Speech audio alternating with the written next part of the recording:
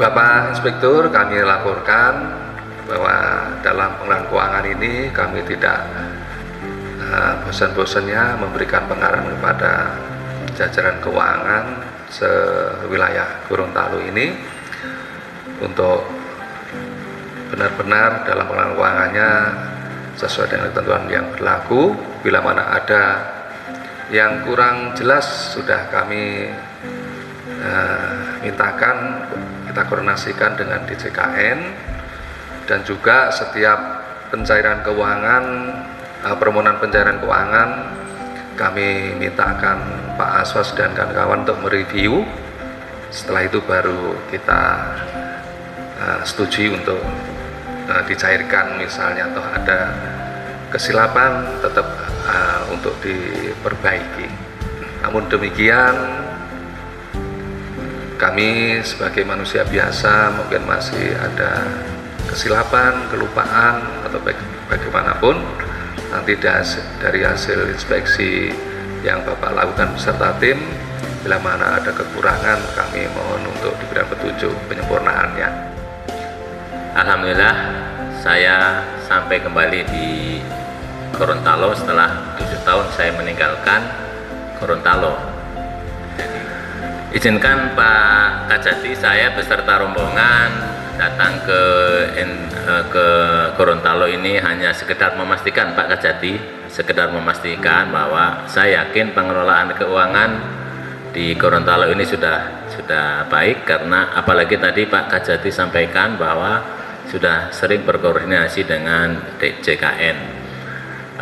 Karena pada prinsipnya memang asas yang kita pegang selama ini berkaitan dengan pengelolaan keuangan itu jangan sampai ada duplikasi, jangan sampai ada fiktif, kemudian jangan sampai ada markup.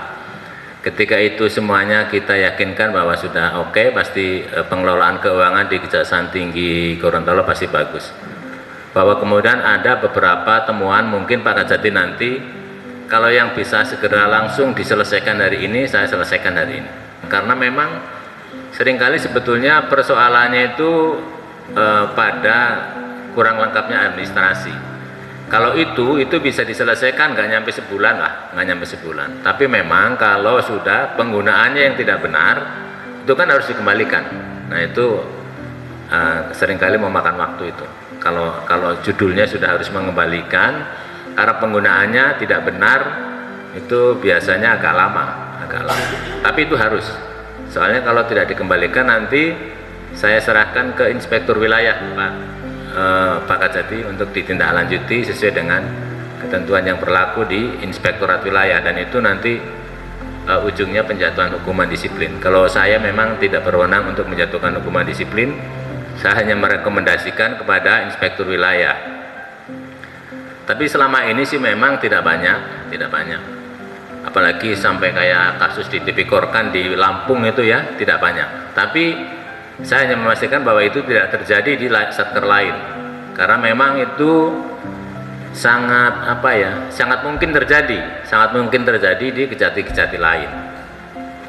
Karena itu memang kecuali kalau memang tidak ada kerjasama ya. Kalau itu memang di antara 3 orang itu memang ya yang mengelola itu, jadi ya ketika tiga-tiganya memang berniat untuk menyelewengkan, ya terjadilah pasti. Dan Kasatker saya rasa memang tidak tahu, Kasatker itu ya, karena memang dia menggunakan metode yang sebetulnya memang itu salah satu cara mengkoreksi ketika ada kesalahan. Nah kemudian kesalahan itu dibuat gitu, kesalahan itu disengaja, kemudian dikoreksi dan uangnya itu dikumpulkan, diambil itu sampai akhirnya mencapai 4,3 miliar kalau tidak salah. Dan itu sudah diputus oleh pengadilan, sudah berkekuatan hukum tetap. Itu 4 tahun 6 bulan yang uang penggantinya 2,1 miliar kalau tidak salah. Ada 3 orang.